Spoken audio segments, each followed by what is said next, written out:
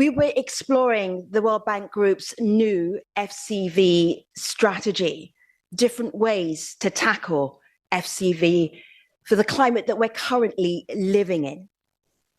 We will be looking at employment through an FCV lens, and then also talking about and hopefully creating and strengthening partnerships to aid FCV. Those are the conversations that we will be having, not just this morning in this opening session, but all through the forum. So I've told you what is on our agenda, but what is on your agenda? Turn to someone who looks smart and ask them why they're here.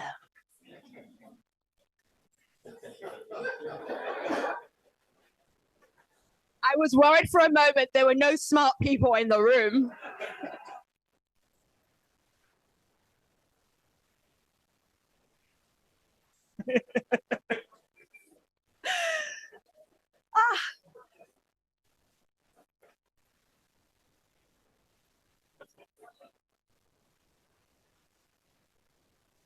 This is going very well. You have 10 seconds to wrap up your conversation with your smart neighbor.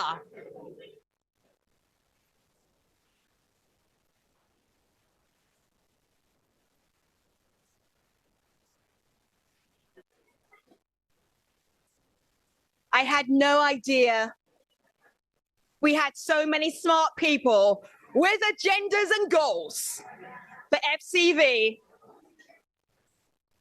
I have unleashed the beast, and now I'm in trouble. I'm going to count down from 3. When I hit 1, silence will ensue. 3, 2, 1. Thank you. This is a hybrid conference, a hybrid forum, so I'm greeting everybody who is watching online, as well as everybody who is here live in Washington, D.C. Fragility Forum is the hashtag you will want to use to share the knowledge that you will gain from being part of this forum. We will also have something a little unusual, a little creative for you to participate in. That person is called Pat Burns, who will be animating and turning our conversations and us into cartoons. Hello, Pat. Hello. Pat, can you show us what you're doing right now? Okay, we see it. Okay, can we hear you? Very good. So, Pat, I'm going to come back to you in just a moment because I'm really going to be fascinated to see what happens when we have President Chapo and President Banga on the stage and what they will look like as cartoons. He's going to be working for the next couple of days, so I'm sure they will be very flattering. A few weeks ago, we asked young people who lived in fragile states and fragile communities what they needed, what they wanted for their future.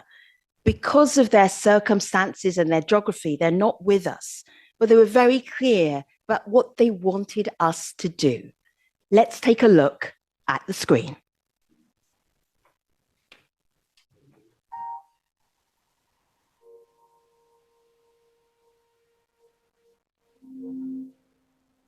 Une région où de nombreux jeunes comme moi sont nés dans la guerre, ont grandi dans la guerre, l'insécurité et l'incertitude. Youth unemployment is not only an economic challenge, it is shaped by structural instability, restricted mobility, checkpoints, and severe economic pressure. I understood that I cannot escape, that I cannot stand aside. Malgré tout ce que nous traversons, nous les jeunes réfugiés avons encore des rêves. And this is my chance to speak up.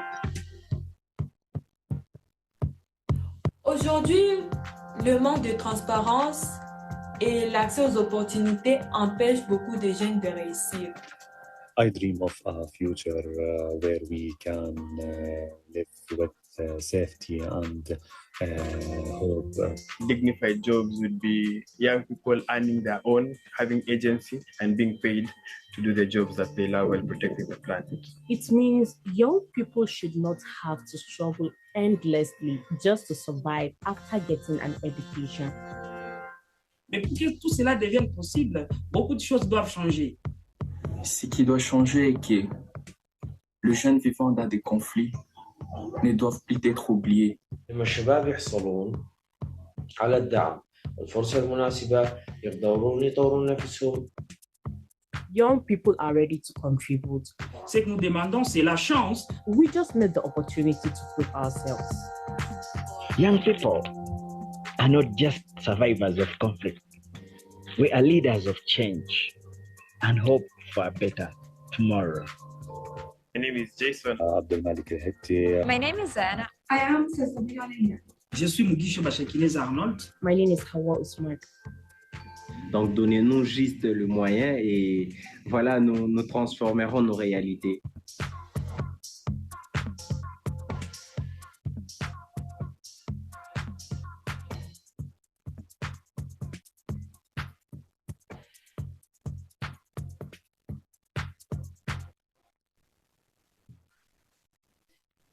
We are refreshing how we look and engage with FCV settings.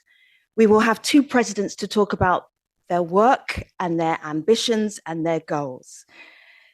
President Daniel Chapo is the president of Mozambique. Your Excellency, defined by welcome. Global. And President Ajay Banga is the president of the World Bank Group. President Banga, President Chapo, please join us on stage. Thank you.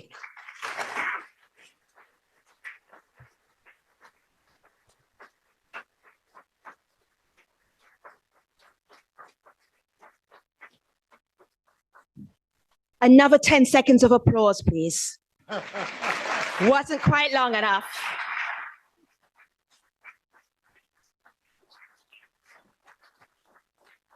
So, Presidents, your microphones are live. It is good to see you. We have some time to talk about fragility, conflict, violence from your experience and where we need to go now and why we need to go now. President Chapo, first of all, what time did you fly in? From Maputo to here? Yes. I think that 18 hours. Okay. What day did you arrive? Did you arrive today?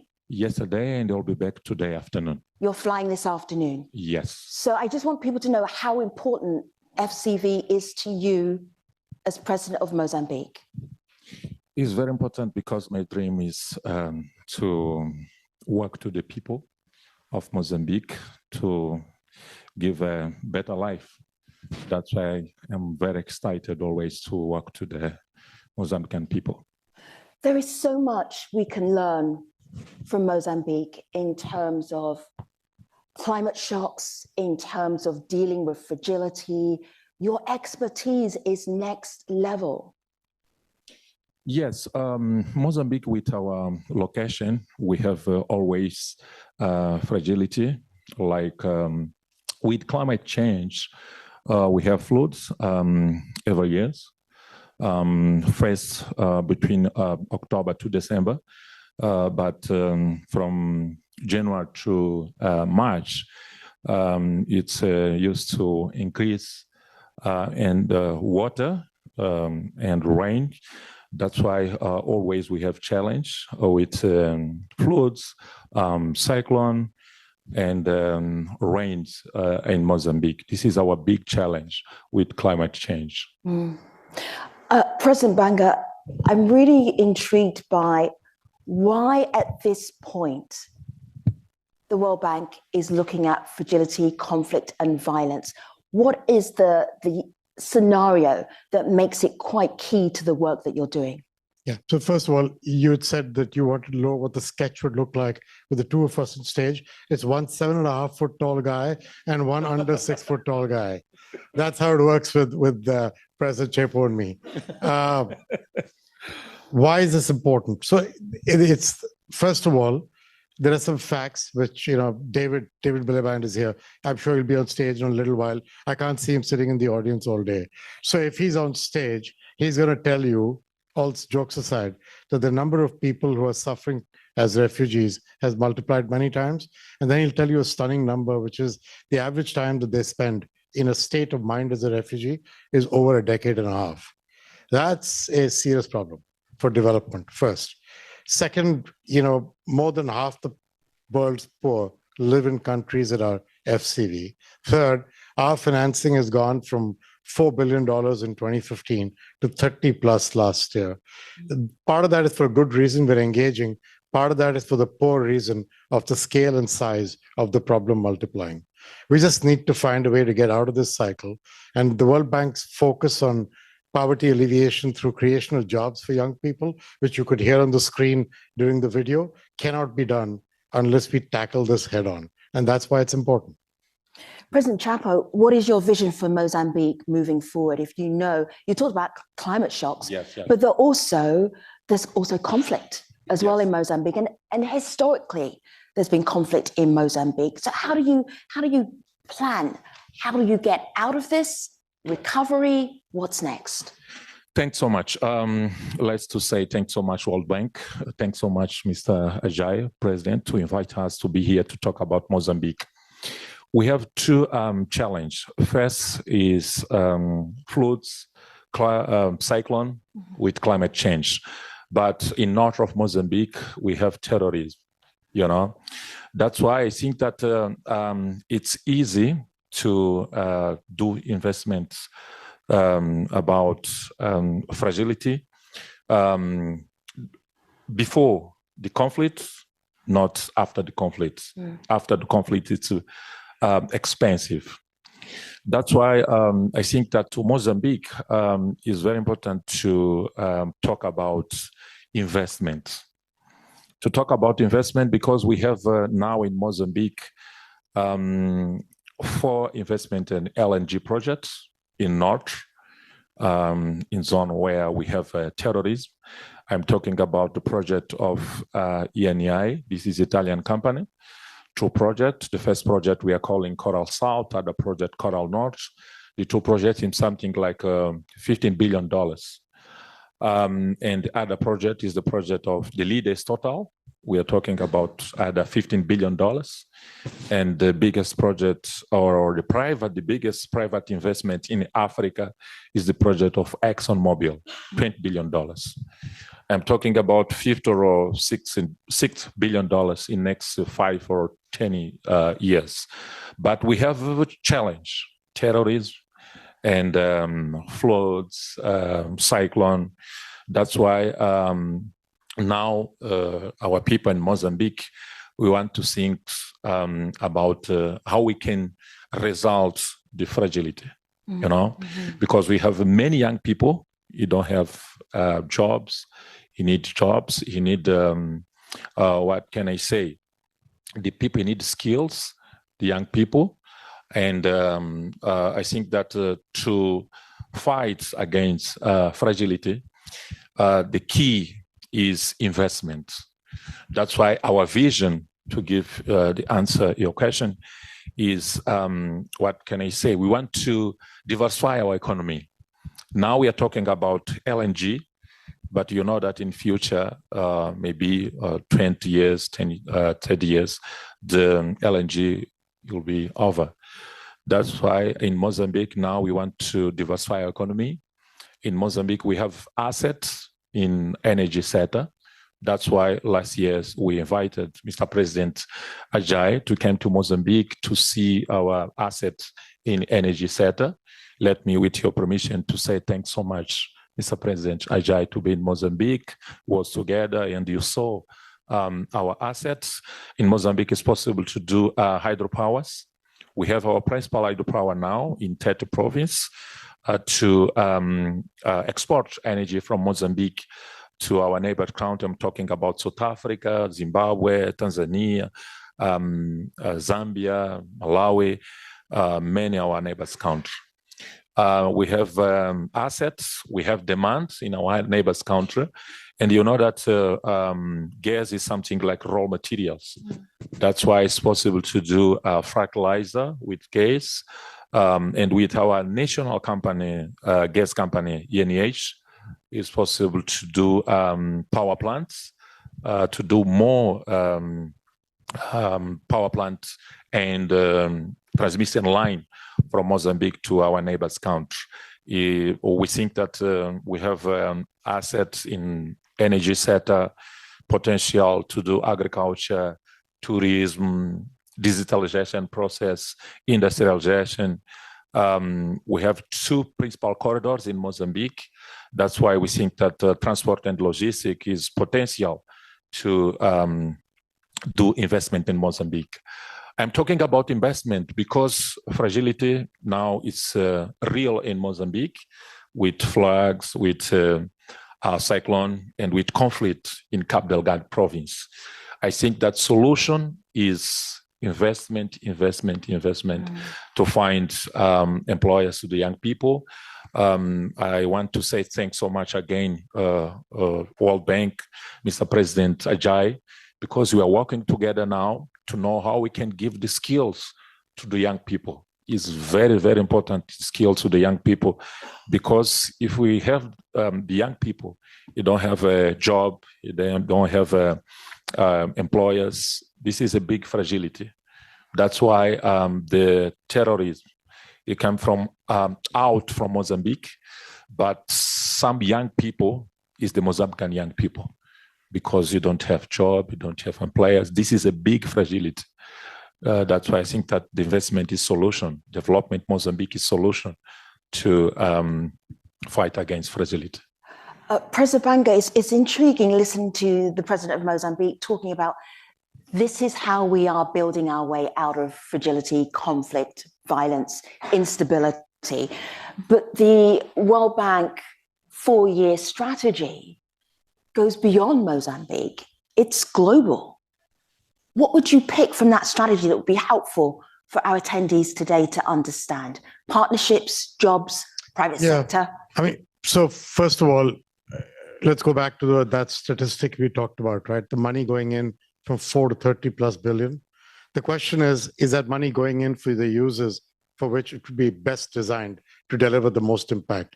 And I would question that point, because I think when you put money to work after the horse has left the stable, it's kind of hard to make it work efficiently. That is the point that Daniel was making right at the beginning when he said, I want to get ahead of this, get ahead of the fragility.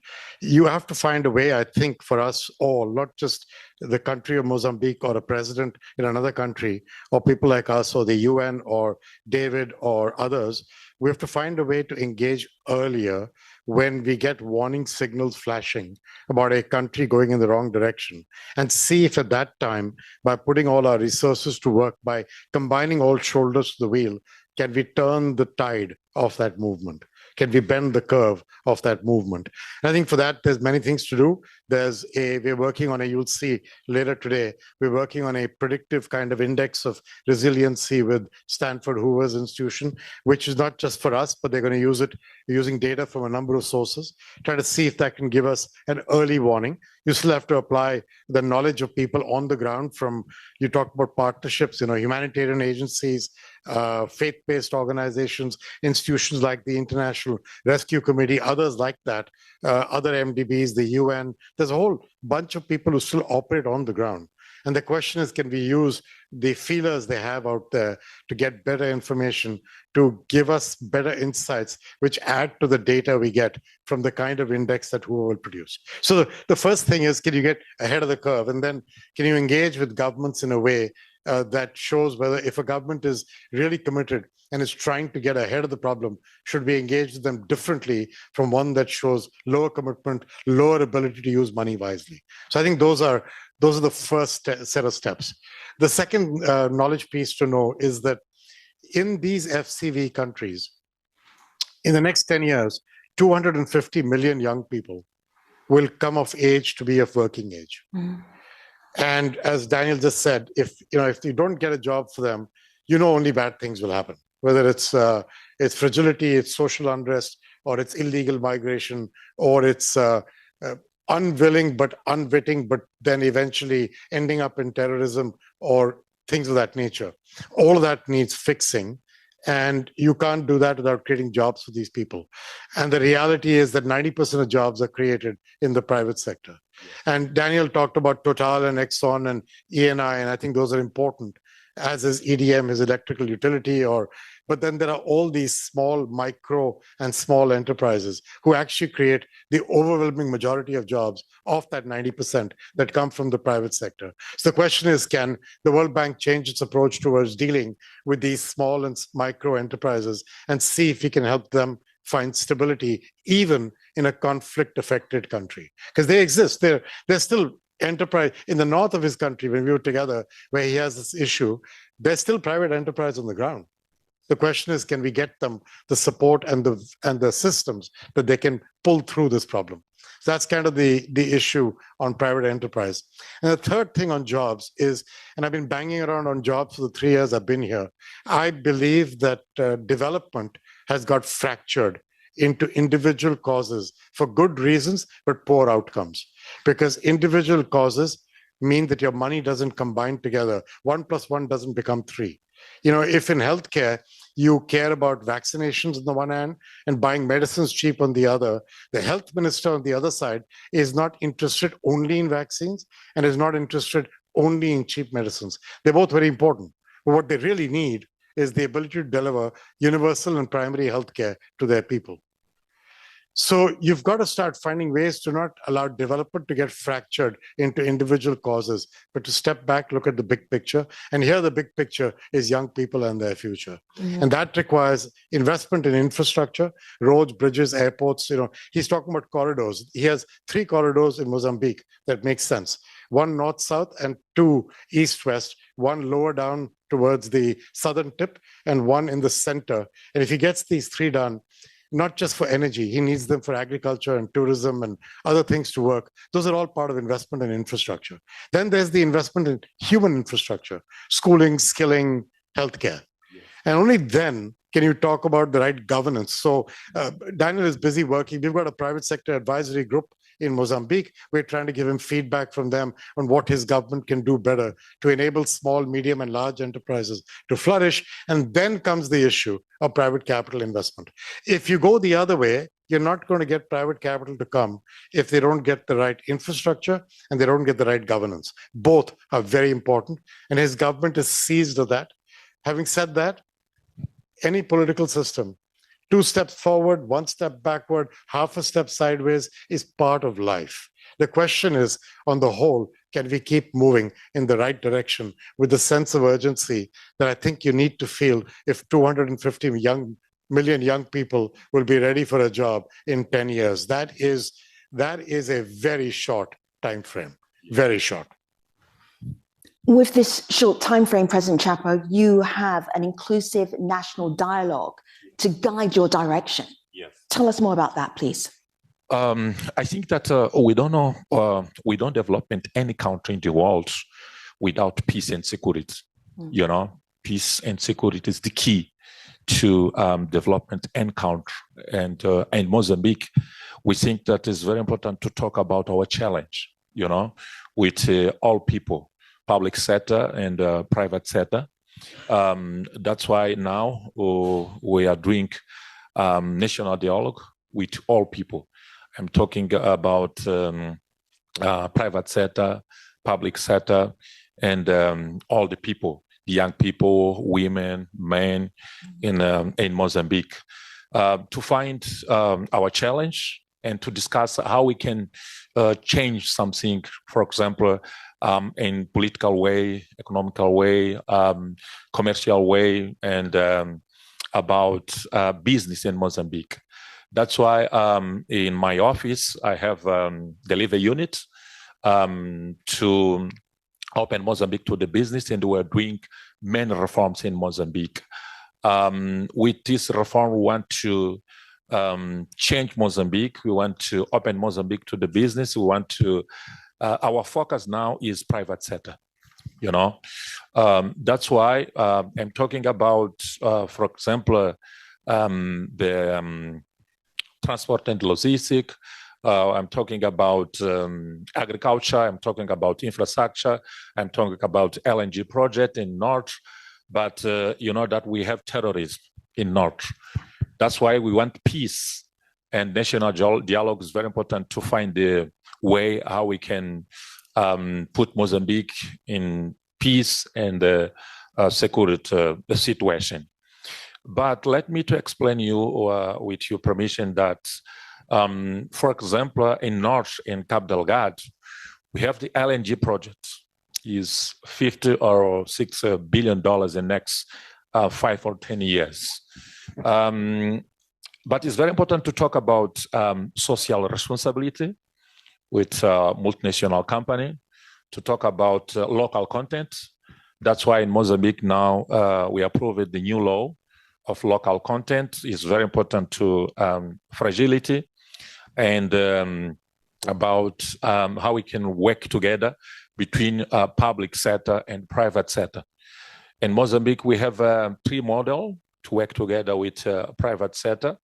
The first model is concession. Second model is PPP, public and private partnership. And the last model is BOT, building, operation, and transfer. That's why I think that to development Mozambique, to fight against fragility, the investment is very important. The public and the private investment to work together, because the national dialogue, we are talking about peace and security. This is the key to development Mozambique. If we want to invite the private sector from any country to the world to Mozambique, is very important, the peace and security. That's why we're doing national dialogue now. But our focus to development Mozambique is private sector and public sector to work together in 3 models, what I explained it now in the stage. Thanks so much. President Banga, your passion for jobs in the private sector is so obvious. And then when we bring that into the FCV setting, how can you know that there are tangible improvements, concrete developments in terms of jobs? How will you know that? How will we know that? I mean, look, let me be clear on jobs. Jobs come from the private sector, but it doesn't come without the government enabling the circumstances for that to work. Right? If you really want them at scale, government creates the processes, rules, and infrastructure, as well as the guardrails for the private sector to work in. And you need the guardrails because you need to make sure that what happens with private sector development is in the direction that is good for society locally. You can't just let this go without some kind of system. So one of the biggest things to me is the government on the ground committed to play that role? If they're not, it's really hard to get the private sector to invest there and do so in a way that doesn't cause harm of a type that you do not want to see 5 to 10 years later. So I want to make sure you understand that I'm very cognizant of the need for government commitment. And that's why in Mozambique, when we discussed this, when I was with him traveling last year, that was a big topic of our conversation. How committed can the government be? And I'm not being idealistic. Like I said, I recognize the challenges in politics. But having said that, you do need the commitment. So how are you going to evaluate? First, is the government got the right commitment? 2, are they willing to follow up on those actions? And then 3, are you able to get the right momentum with first micro and small enterprises? Because I think governments can deal with Total, Exxon, and ENI without much of our help. But where they need our help is with the level down from there. And that's where we can be constructive through both our private sector lending arm, but also our ability to provide political risk insurance and other kinds of insurance through the system. And that's what we're working on. One of the big challenges in approaching micro and small enterprises is twofold. One is if the business already exists, most of them are starved of capital and financing. The MSME financing requirements in the world in a year are in excess of 10 trillion. They get about 4. So they're short 60%. And most of the reason for that is because the traditional way of reaching them through the banking sector is cost ineffective. It's hard for a bank to reach them. It's hard for them to service them. And then the cost of capital assigned to the kind of lending they do to micro SMEs is very high because micro SMEs don't have assets. So the best way to lend to them is cash-based financing. Cash-based financing is listed as being unsecured for a bank, which means you're dinged on capital. So there's a circular logic here that needs fixing. Again, something we're working on. And then the last part, and then I'm going to shut up on this, is entrepreneurship for young people. Young people, you heard them on the screen. Somebody said, just give us the tools to win, and I can do it. And that's part of that is, can you give them the encouragement to open new businesses? And there's a whole way that we're thinking of how to approach that with government. So that's what we're up to. Finally, President Chapo, you sound, and what struck me from our conversation today is you sound like everything is under control. It's very smooth. You have all of these investments, no problems, no barriers whatsoever. But if you're being very candid, and I think if candor is perfect for this particular forum, what is the most challenging part of being president of Mozambique in an FCV setting? Just in a single thought.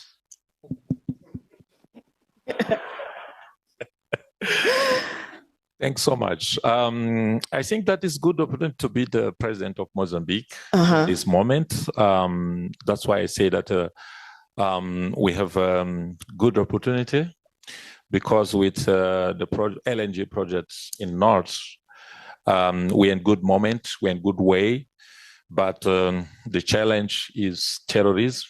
The challenge is floods and cyclone with our location and climate change.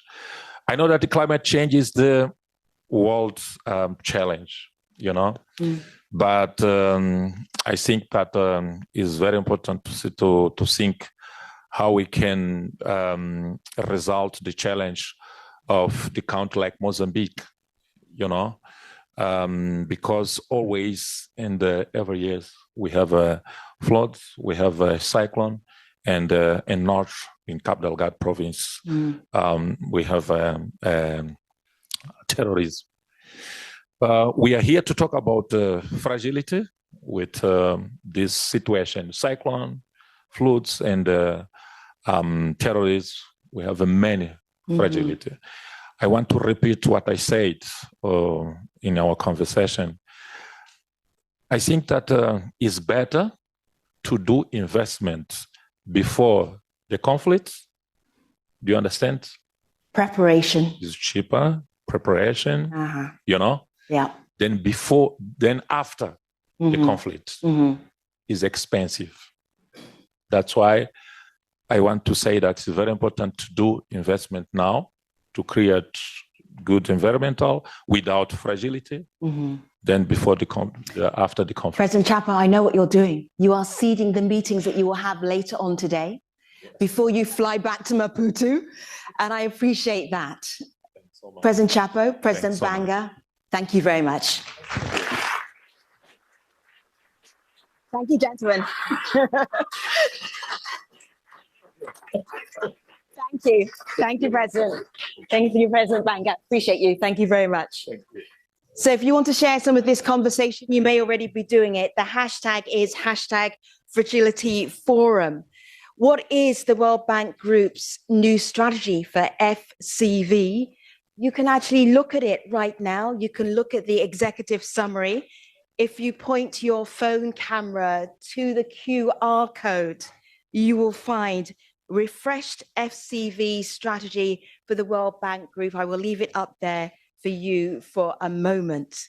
While we are bringing on a new chair so subtly that nobody has even noticed it, I will check in with Pat Burns.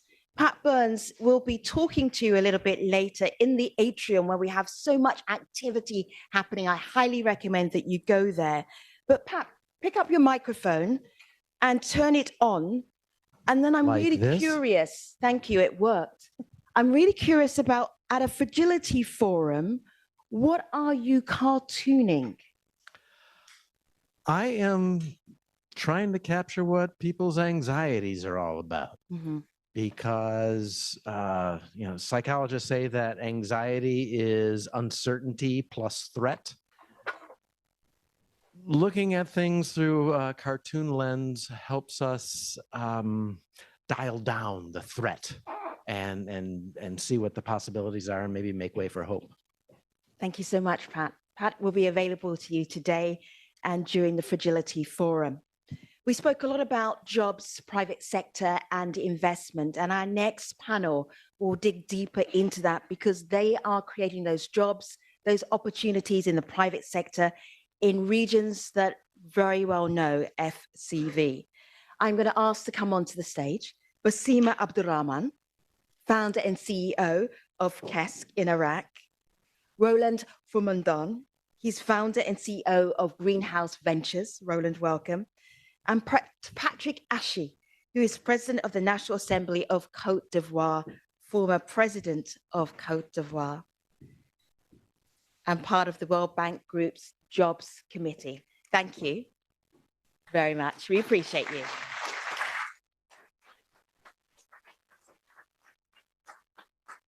So panel, your microphones are on, so pick them up. Let me start with Basima. In a sentence, explain what you're doing in your work so we understand that you are working in an FCV setting. Go ahead. Thank you so much. My name is Basima Abdurrahman. I am the founder and CEO of KESK company. We are a green tech company. We synergize solar energy solutions and we do EPC of solar energy systems, as well as we have a SaaS software solution to control and monitor solar energy assets. We're operating all across Iraq since 2018. So exactly the post-conflict timing for the company development, establishment, and growth. Roland from Cameroon, welcome. Thank you very much. Good morning, all. My name is Roland Fomundam. I am the brain behind a company called Greenhouse Ventures Group. It is a company that has 4 different folds because we realize that resolving the challenges in agriculture doesn't require one solution. It requires multiple solutions working in synchrony to resolve the myriad challenges that we are facing today in the world with FCV countries. We started by introducing greenhouses in Cameroon, the very first of its kind, because we realized that the future of agriculture depends on the youths. And we realized that there was a growing trend. I did my studies here in the US, and back in the years when we got here, I realized that every one of us live in Africa, coming to the US, none of us were looking at jobs that we could go back and do. You know, we were more or less focused on things that we would serve, other countries or other worlds or the Western world. And that struck me because I realized we need to start thinking of how do we engage the youths of tomorrow into agriculture. The youths are no longer interested in doing agriculture the way our parents did it. But of course, we had to modernize the way agriculture was being done to be able to attract and retain the youths in it. And of course, when you look at the world, you realize greenhouse farming has been the way to go. But how come, the rest of the world has greenhouses and Africa or Cameroon doesn't have it? So we started by introducing greenhouses in bamboo. We evolved to wood and then to metal. But that was not all. We had to standardize the whole aspect of production in greenhouses. We had to work with governments to influence policies that would stop the importation of greenhouse-grown crops. That way it gave markets to us who were producing under greenhouses in Cameroon. But then we didn't stop there. We actually started a greenhouse academy, which today it is the first and the only school in all of Africa, I'm talking an entire continent, that teaches greenhouse farming. Because we realized that we could not depend on experts coming from other places to teach us agriculture. We had to get the youth involved. And we did not even stop there. we went further now to engage with supermarkets, because if you're producing in greenhouses, you cannot compare or you cannot sell on the same market with outdoor producers. Roland. So today we have supermarkets that have created eyes for greenhouse grown crops locally. Thank you. Thank you, Roland. I want to bring in Patrick here. Patrick, former Prime Minister, of Côte d'Ivoire. That connection between employment and recovery out of a fragile conflict or violent setting, that's critical. Please tell us why. Thank you very much. As you know, Côte d'Ivoire went through a very difficult crisis for 10 years after a military coup, ended up with the post-electoral crisis that left 3,000 people dead. And when President Ouattara took over the countries in 2011, still in the street, you have mercenaries, snipers shooting at civilians. It was a nightmare. The GDP went as low as what it was before 1960. And it was the same thing in all areas. There was shortage of water in the city, and you have to fight back all that. 15 years down the line, we were able to double the وبعد GDP. 15 عاما تمكنا من مضاعفة الدخل الناتج الإجمالي، ولدينا معدل نمو مهم. هذا يظهر بأنه مع الريادة والرؤية والسياسة والبرامج، إن الهشاشة ليست المقصد وليست القدر، ويمكن التحول من الصمود والتكيف إلى الازدهار والرخاء. أيضا مع السياسات السديدة يجب توحيد كل سياسات خاصة بالأمن والسلام. إذن قمنا بتحسين مؤشر السلام. ثانياً أسسنا مؤسسة للسلام وتحقيق السلام لتعزيز السلام. ثالثاً نحتاج إلى الموارد المالية من أجل تحفيز الاستثمارات. تحولنا من البرامج السابقة وتواصلنا مع المؤسسات الدولية للتمويل وقمنا بالإصلاحات اللازمة للتوصل إلى برامج تخفيف العبء. الموارد استثمرت في البنى التحتية، in health. When people feel secure and having a comfortable life, no one wants to do anything wrong. Next job. And as we just said, state do not create job. That's right. When we're doing our political,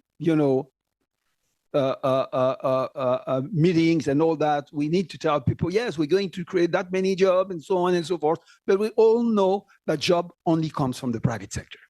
So you have to do every single thing to have the private sector back. And having the private sector back is not just saying, oh, everything is fine, you guys can come back. You need to have an independent source saying that, yes, everything is fine.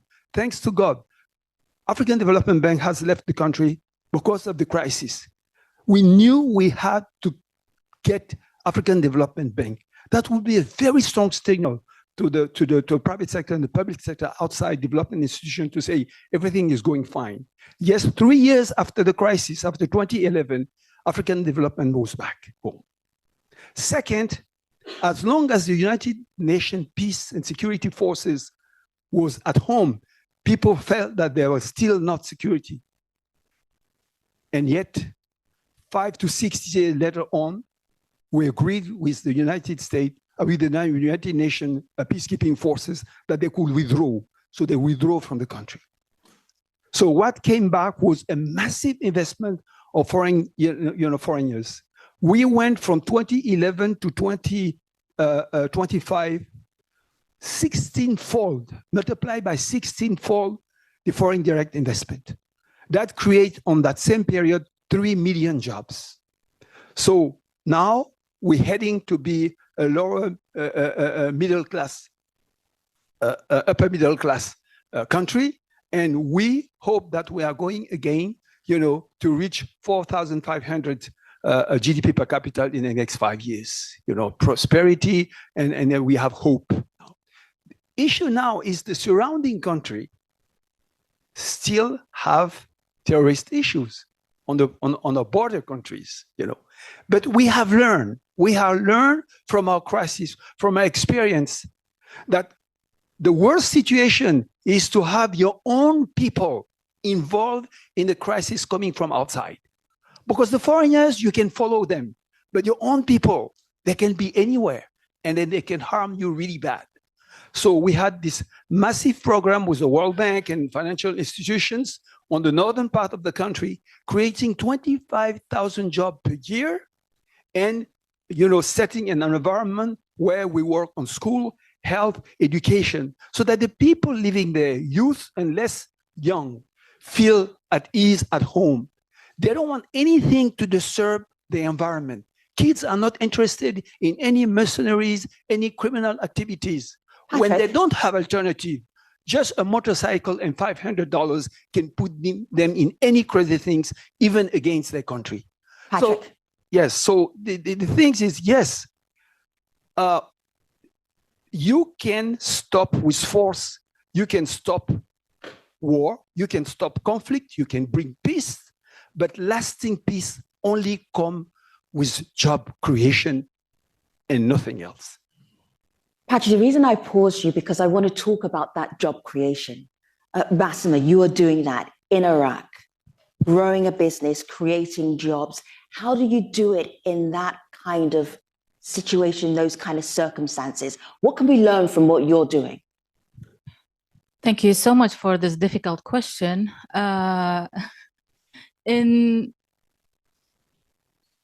The reason I said we were established and built the business post-conflict, for those who doesn't know, ISIS group occupied major parts of Iraq in 2014.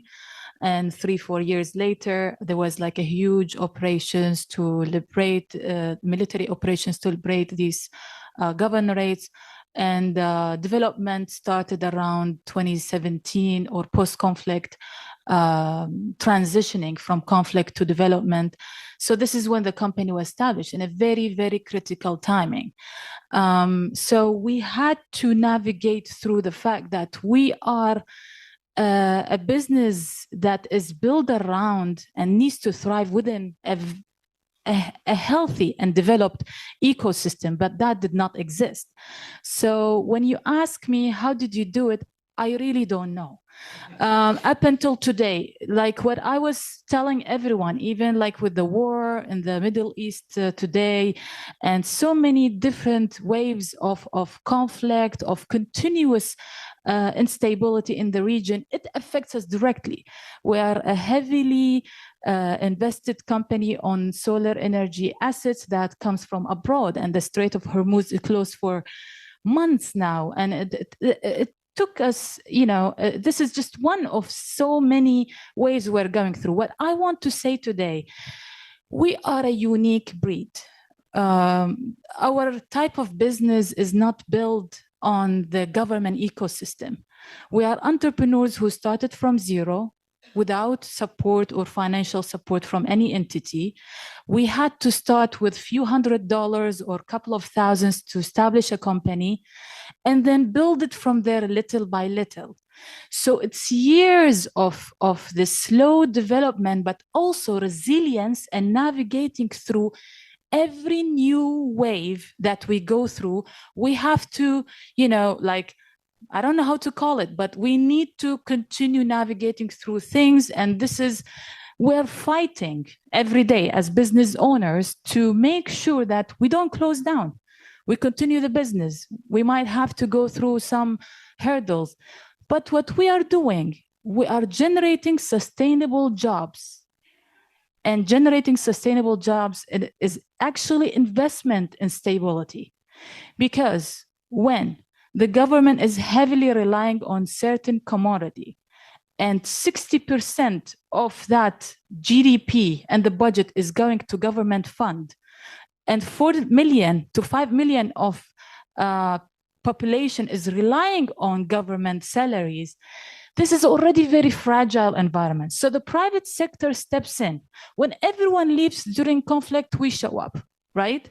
We are the front line fighters, but by providing and creating jobs and creating stability, I'm not going to talk about the sustainable development and the renewable energy and the independence of that. This is all already taken care of. What we need today from the public sector is just leave us alone.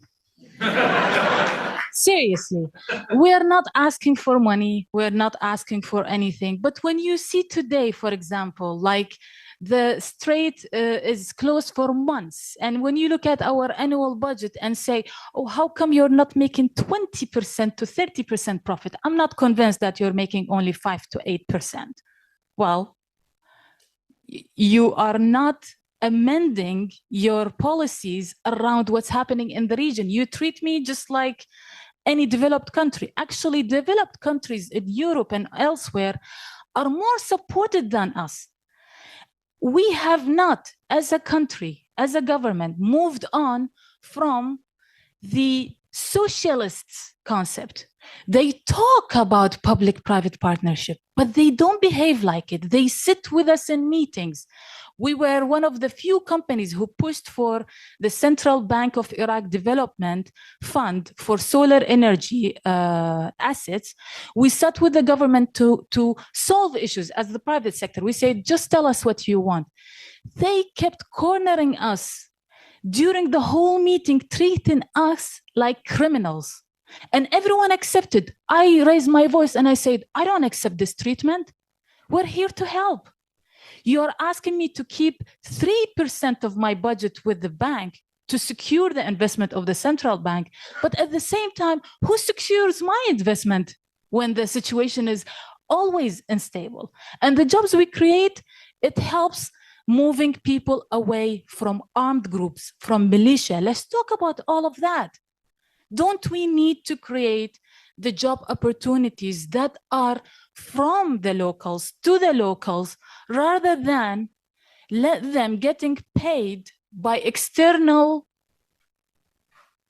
forces and countries to serve their agenda within our country? Mm-hmm. So I don't want to talk politics, but I always say that I joined the private sector not to become a politician. However, being in private sector in Iraq makes me a politician, whether I like it or not. Roland.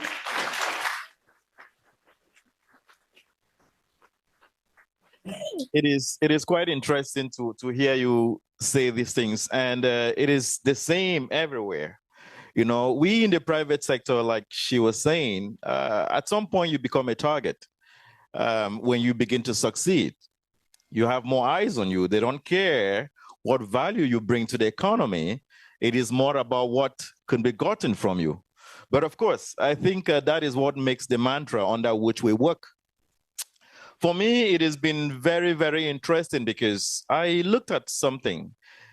There is a statistics that says 65% of the population are farmers. And there is always that challenge. How do we get to this 65% population?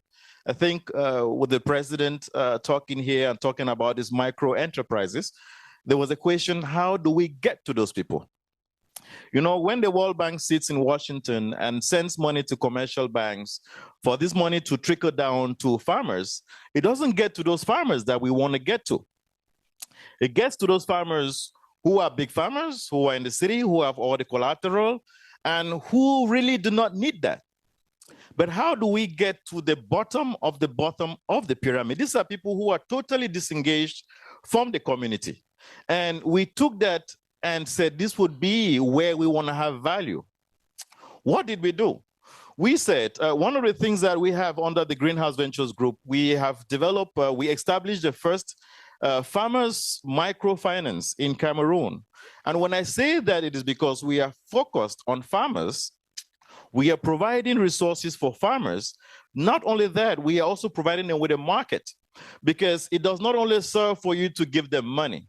It does not only help them to make to grow crops. But how do they get markets? And how do they get markets that enable them to be sustainable? This year in Cameroon, we had a dip in cocoa prices, just like for corn, and farmers were shattered. Farmers who went for banks and took a lot of loans were unable to make it. So what did we do? We decided we would create a credit union which would not stay in the city and wait for farmers to leave the villages and come to the city, because those farmers are totally disconnected. They see those in the city as they live in another country. These are people who are totally off the grid. So we took our bank to these villages. We created accounts for them in the villages, and then we started providing them resources for them to grow crops in their localities, which they mastered that much. Roland, yes. I'm going to leave it on the end of that success story, because people now know what you look like.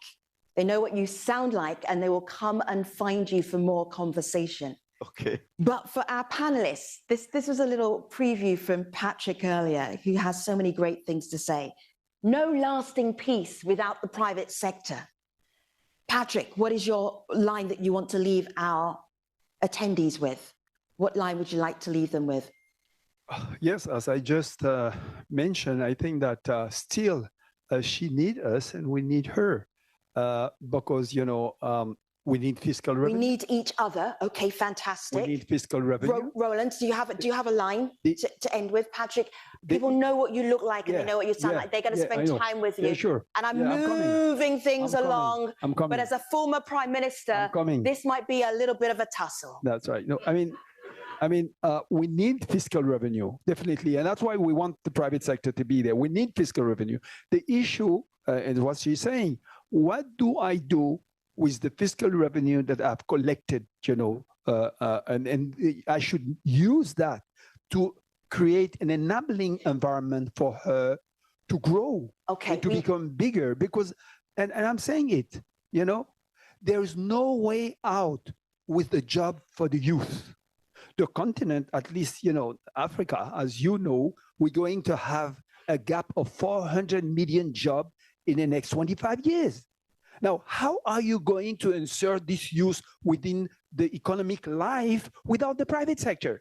So the fear is what are the private companies that are going to come in the next 25 years to create this job, and in which sector? Which sector are going to drive growth sustainably and inclusively in the next 25 years? Is the biggest, you know, concern and the biggest, I would say, challenge that we all have. Thank you. Please, there is no more issue as far as we need the private sector.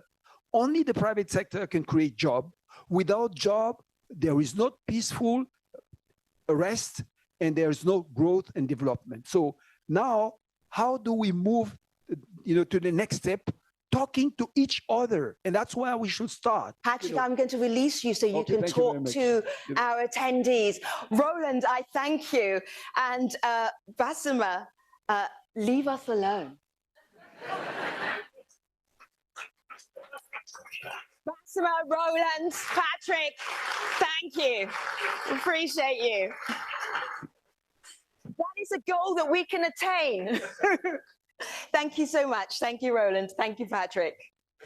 So earlier on, we were discussing partnerships and how important they are in an FCV setting.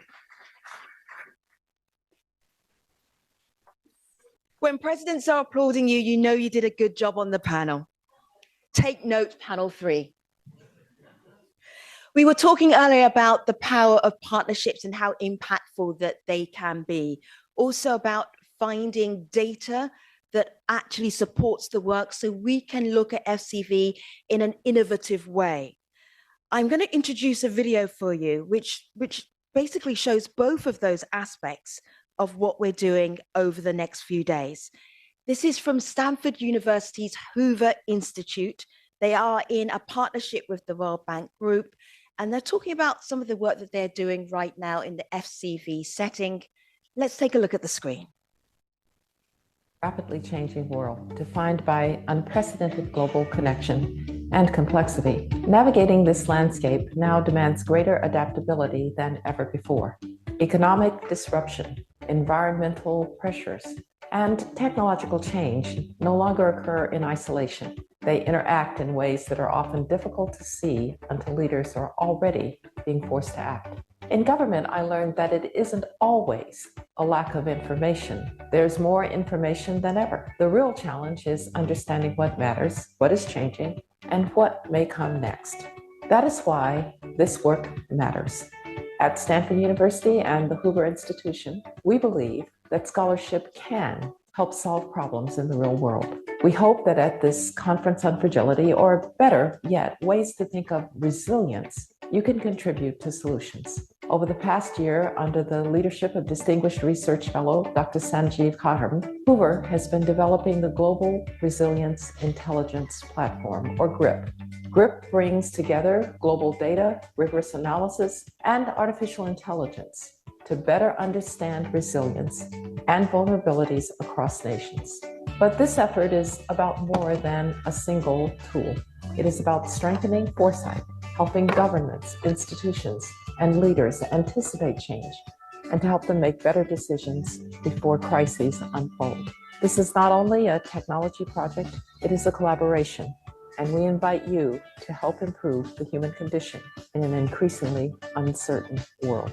Resilience is a society's capacity to absorb shocks, adapt to change, and build toward greater stability, prosperity, well-being, and sustainability. GRIP is the AI-powered, dynamic data intelligence infrastructure for resilience, risk, investment, and innovation decision-making across the public, private, and civic sectors worldwide. The platform consists of 5 core foresight pillars: political, economic, social, environmental, and technological. Each pillar is disaggregated into critical components. Navigate to a country-specific dashboard for dynamic resilience nowcasting and forecasting, highlighting precise confidence intervals and potential future scenarios.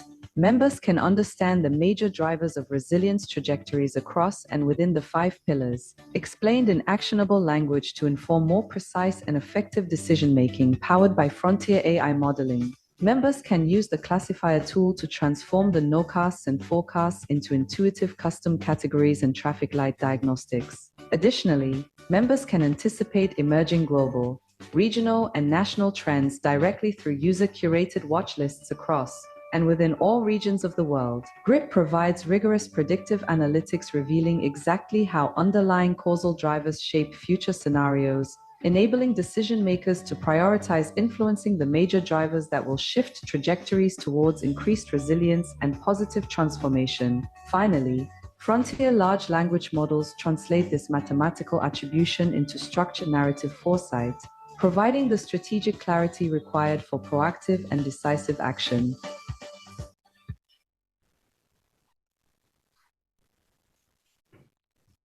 So, do you remember when President Chapo said it's so much cheaper to anticipate issues than fix them afterwards?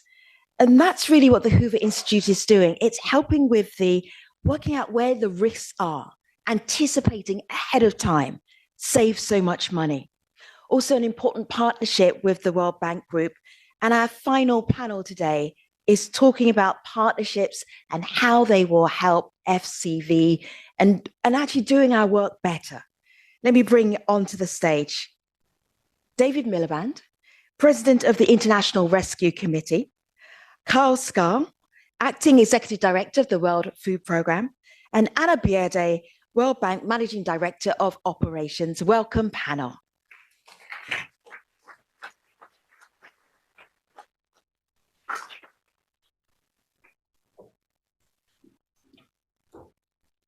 I wanted you to think about, the microphones are on, they will fade them up so they're ready for you, about partnerships that you are relying on right now when we look at fragility. David. Well, the critical partners are the people who we serve because we employ them. We're an international non-profit organization that works only in fragile and conflict-affected states. So in 300 field sites around the world, places like Sudan, Gaza, Democratic Republic of Congo, Syria, during the Civil War and after the Civil War, Côte d'Ivoire in the time of the violence, we're there in 300 field sites with 12,000 staff who are recruited from the local community. And our critical partners are other local non-governmental organizations. We're an organization that exists to help people survive and to recover from conflict and violence and disaster. And it's absolutely vital that if we're talking about sustainable development, development that is sustained, it engages the people of a community. And too often those people are not at the table. And we at the International Rescue Committee are committed to our partnership with the World Bank. We're committed to being here this week in a range of seminars that we're holding because we want to deal those people in so that they're at the table. There's an enormous resource waiting to be used. And so the commitment of the new Fragility Strategy to partnerships that last with new partners, if it includes the people who are affected by conflict and disaster, it's going to be that much more sustainable. It's going to be that much more efficient. It's going to be that much more informed by local intelligence. And what we can bring as an international nonprofit is comparative evidence, infrastructure. We can take care of some risk. We can make sure that we put at the disposal of local people the assets of an international organization, always remembering that the primary authors of change are people who live in a locality that's affected by conflict and violence. Carl, WFP can't work without partnerships. You can't operate. What makes the successful partnerships that you work with? The microphone is on. No, thank you very much. And like President Banga, I want to start with a few numbers just to set the context. So right now we have about 300 million people acutely food insecure. That's a threefold increase in only 5 years. 75% of those live in fragile state. And we expect that if the crisis in the Middle East continues, there will be 345 million in just a few weeks. So that's the context here. And I think that, and at the same time, resources are coming down. WFP for ourselves had a cut of 40% last year, year on year. So that equation obviously doesn't come together. So the only solution here is partnership. We're the largest humanitarian organization out there, but this challenge is way too big for any one of us to take on our own. So the first, when we talk about partnership, that comes to mind often is kind of, how we partner better as international organizations. And that's important. We're now coming together with UNICEF to launch an integrated supply chain for the entire UN and humanitarian sector. And given that 75% of the resources in that sector is supply chain related, that is a transformative initiative. But what really matters are the local partnerships with local government, local authorities, and local private sector. And here we need a complete kind of mindset shift in how we operate as humanitarians. I mean, the only way that we managed to respond to hundreds of thousands displaced in Lebanon a few weeks ago, and I'm looking at Minister Hanin here, is that we partnered with the government. So within 48 hours, we delivered tens of thousands of ready-to-eat meals into the shelters in Lebanon. Within a few days, we were responding with cash to hundreds of thousands of displaced. And that was a close, tight partnership with the Ministry of Social Affairs. The same, so it's really about speed, scale, and reach. I was just in Darfur. Last year, we had the besiegement of El Fasher for over a year. The only way we managed to get into El Fasher, to the starving 1 million people that was stuck there for a year, was partnering through private sector, who managed to find sneaky ways in through that besiegement. That was the only creative way to get into those accesses. But it's also, of course, about resilience and breaking cycles of dependence. It's the only way that we, as internationals, frankly, work ourselves out and get out of there. And that should always be, the starting point. And we need to do that from day one. When we think about local partnerships, though, it's often about NGOs or maybe sometimes government or authority. But I would say and argue that local private sector is the most important. After a war or even during a war, the first thing that reestablishes are the markets. I visited Gaza many times through this war, and it's fascinating to see how the markets have been resilient. So for us in Gaza, to even in the midst of this crisis now, our main objective is to support both demand and supply side, both production, or rather import, commercial sector import, and cash, in order to try to get that back going. And 80% of our resources are going into local private sector. We procured almost $1 billion of food in local markets last year. We used private transporters to up to $1 billion last year. And so there is something to build on, but we need to capture this even more strategically, also as a way of breaking that cycle of dependence that I spoke of. David, you look like you have a thought you want to share. Well, I think that Carl's made a really important point. Let's follow the numbers, though. 1 billion people live in fragile and conflict-affected states. 200 million of them live in areas where the government has no presence at all. And that creates the context for the World Bank's commitment to differentiated kinds of engagement. The flexibility, we've done this with the minister in Lebanon as a non-governmental organization, to work in a tripartite arrangement, World Bank, the government, and us, and our local partners. So that's a very powerful model. There are other places where there is no government reach, there is no infrastructure to build on, and the only thing that exists to give people the chance to survive and recover is civil society. And I think there are some important myths that we have to dispel. I mean, one myth is that civil society can't get scale. That's not right. Just to give you an example, 38 million vaccine doses in 6 war-torn countries have been delivered at between $1 and $3 a shot by the International Rescue Committee and our partners. Myth number 2 is about cost effectiveness. Listen to those numbers, $1 to $3 a shot for a vaccination. And then the final part is about sustainability. And I mean that not in the environmental sense, but in the social sense. I think that the idea that civil society is going to be there forever and is the absolute core to a thriving community is critical to how we understand the sustainability challenge. Mm.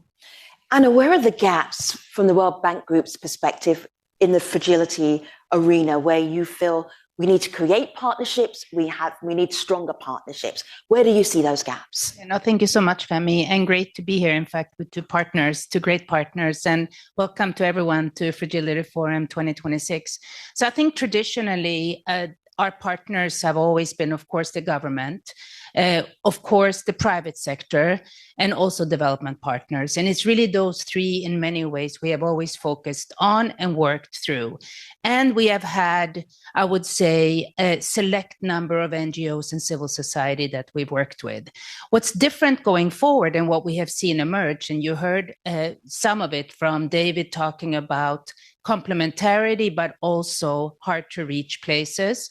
And you heard Carl talk about being able to respond quickly when there's an emergency, and that relies on an infrastructure and systems and processes being set up. So going forward, where I think the gap is, and that we've started to fill, but not at the scale that we need to fill, is that we need to disaggregate and break down the private sector. President Chapo spoke so eloquently about the large investments that are needed for the country. International private sector needs to come. But President Banga also talked about where will the jobs really truly be created. And Basima spoke about it too. It's really the local private sector. So in the new FCV strategy refresh, we put a lot of emphasis in Shift 3 on creating jobs through the private sector, but really understanding the different types of private sector that needs to be in, and then addressing what Ajay spoke to, which is what are the barriers that need to then be addressed for the SMEs, the MSMEs to be able to thrive. That's number one. Number two, we need to really think about who can best reach people. And how do we work in complementarity and supportive fashions? So take some of the work we're doing with IRC right now.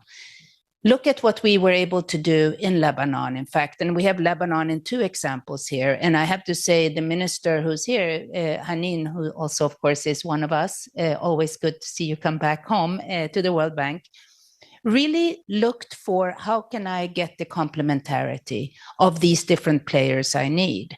And in both cases, we've been working for years to help set up a social safety net system, a social protection system in Lebanon, which requires policies, regulation, digital, bank accounts, knowing who the people are that need to receive the services.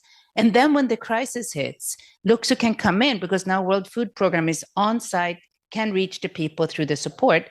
And on top of that, hard to reach people, IRC can come in because they have so many people on the ground. And I think this is what that partnership means. It means capitalizing, Femi, on who is on the ground and has knowledge and the reach and the network.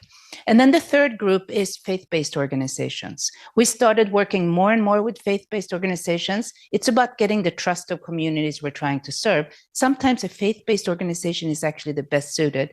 And then I would just end by saying there are two groups that I have found absolutely critical to work with, and that is youth-led organizations and women-led organizations, because there's a whole unique element that you need to look at and get both your information from, and you need to be able to serve, because as President Chapo said, the fragility lies in not recognizing the aspirations of those people. Carl, if we're rethinking partnerships in fragility, looking at how do we do better, how do we have a bigger impact, can you help us out with what do we do practically? Half of this forum is leaders in the morning, practice sessions in the afternoon. I'm going to ask a leader to help us with the practice session. We're saying the right thing, but then how do we do the right thing? I mean, I think, so, you know, we took a new strategic plan in November, and at the center of that strategic plan is that we should be working ourselves out of business. The idea that we've been into a country for 30 years is not something to brag about. Frankly, that's failure. And so that is a basic premise. We are there to assist temporarily, to strengthen local and national capacities, to then, you know, for those to mend for themselves. And I think so it's a kind of a mind shift that is necessary. But the second is to start integrating this mind shift from the start. So already now in the Ebola response, for example, in the Eastern DRC, which has only been ongoing for 3-4 weeks, where we are providing the supply chain muscle for the WHO and the health response. We are integrating, you know, local capacity building from the start. When we are building the facilities, when we are building and setting up the supply chains, we should have done that. You know, what was it, 3-4 years ago, when we had a similar, although smaller outbreak, and we would have been in a much better place now. But we're learning from those lessons and integrating that local capacity strengthening now from the start. But let me just pick up on something that I, you know, thought of when Anna spoke about also, you know, the importance here of human capital when we talk about jobs and education. Because in many of these fragile contexts, and I know UNICEF is here, I mean, many children are out of school. And I think there needs to be a stronger push of getting kids back to school and some kind of quality education for them then to actually be employable, if you will, as part of the pickup for private sector. And I think here the concept of school meals is a key one, because it both then provides nutritious meals for children. It is something that improves educational outcomes. It's something that brings kids to school. And the way that we have introduced it over the past couple of decades is that you do local procurement, you employ people from the communities. And so I think it's a one concept that touches all kinds of positive impacts that you need to break, you know, the cycle of conflict and dependency. Can I just put 3 very practical things on the table? The first is to remember always who is the ultimate client. The ultimate client is the person who we're trying to help get out of poverty. That's what it says on the front of the World Bank building, a world free of poverty on a livable planet.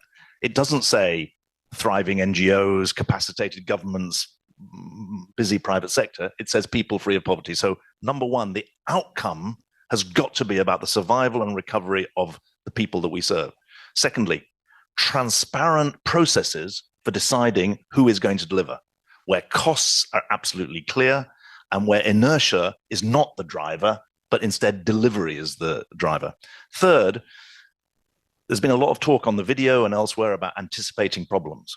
Let's also stop shooting ourselves in the foot. We know that if you slash health services, if you decimate water and sanitation services, if you no longer have proper latrines, you're inviting an Ebola outbreak in the Eastern DRC. And that is, let's be honest, what's happened over the last year to 18 months in the Eastern DRC. So as well as using AI to follow the forecasts, to get ahead of problems, let's do that. Let's have parametric insurance that is triggered by climate events. I'm all into that, but let's also recognize that when we do the wrong thing, that also has consequences, and stopping doing the wrong thing comes first. If you had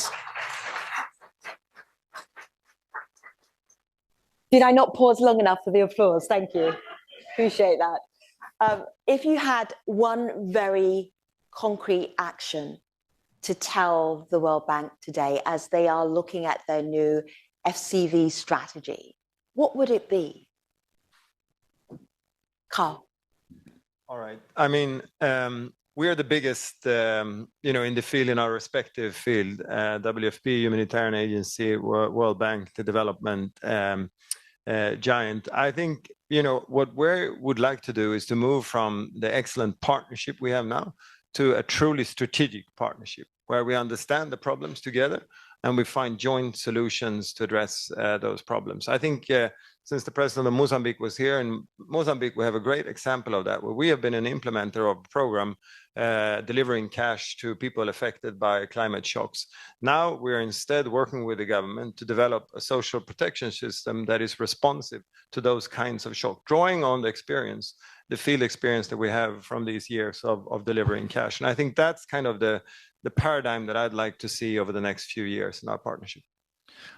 I used to be in government, now I'm in the NGO sector. The biggest change that I would want to not just beseech of the World Bank, but also support them in, is to change the risk calculus. The greatest risk is not that something goes wrong in a program. The greatest risk is that people don't get served. And we have to change our mentality so that it's actually the service to the people that comes first. It's a bias that's built in. And it's absolutely vital that we understand the greatest risk to all of us in this connected world is that people don't get served. Sure. Anna, I'm going to partner with you to make a decision right now. You have closing remarks. You also, I'm sure, have some thoughts about what Carl and David said. Do you want to have those thoughts here, or would you like to have those thoughts there? I'm very happy to stay here for both.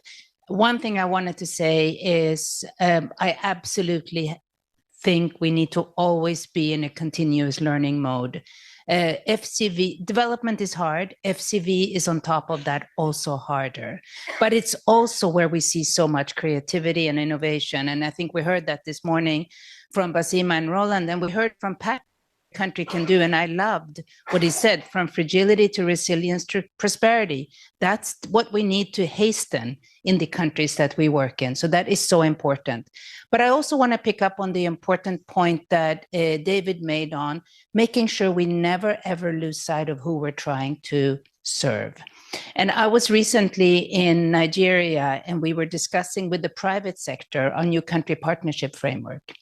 And we had an entrepreneur, a young entrepreneur on the stage in agribusiness. Speaking of doing agribusiness, not of yesterday, but of tomorrow, it was an incredibly digitalized, modern, supply chain driven, local farmer, employment focused venture that she was in. And she was very, very active and energized. And she said at some point, and I will never forget it, she said, don't talk about us as beneficiaries. Co-create with us, because we actually have the solutions. You need us so much so that you can do things much better. And that has stayed with me each and every day since I left that room of that meeting. And I also want to reflect on something Carl said, which was, how do we go to more strategic engagements? And I think that's what we're trying to do now in the World Bank, where on the one hand, we're trying to become very mission driven. We know there are such big pressing challenges out there, and we want to drive missions that create platforms, that create coordination among development partners and all the other partnerships that we talked about today to deliver. So take Mission 300, something I'm very, very close to, but also all the other missions that we have launched. It is a platform of partnerships. No one can do it alone. It's impossible.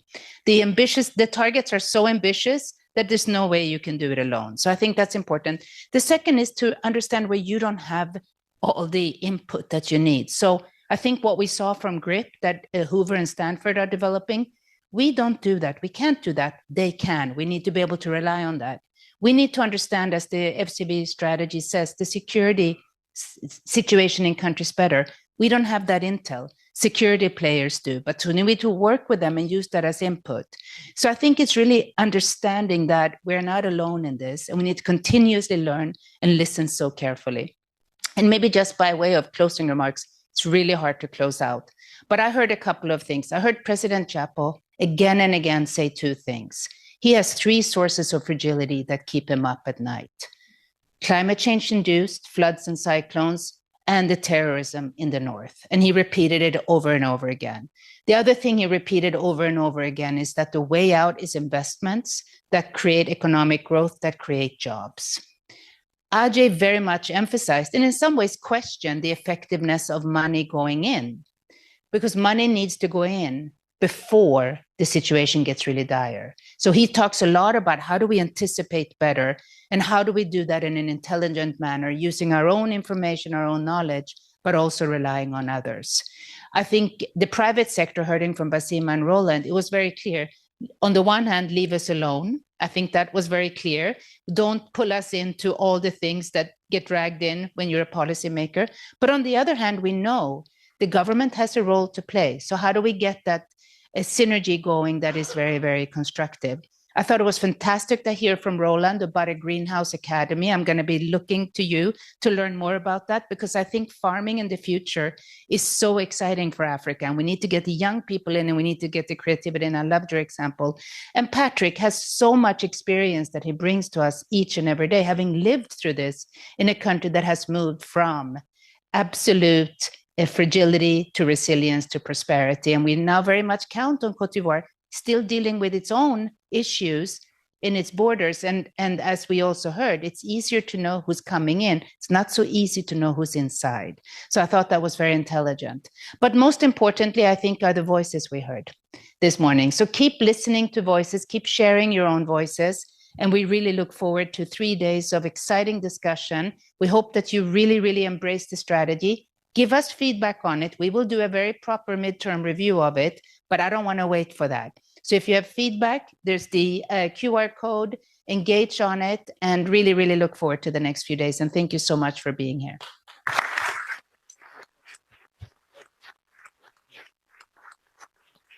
Anna, Carl, David, thank you so much. Please leave the stage. Thank you to all of the speakers this morning. Thank you for listening to all of the speakers this morning, or watching online if you have been doing so. Fragility Forum is our hashtag in the atrium. There's FCV Innovates. There's a whole plethora of exciting things to do in the atrium. For our agenda, look online and you will see, loosely speaking, leaders in the morning, practical sessions in the afternoon. And now my practical duty is to say thank you so much. You're the best audience I've worked with all day. And please enjoy your lunch.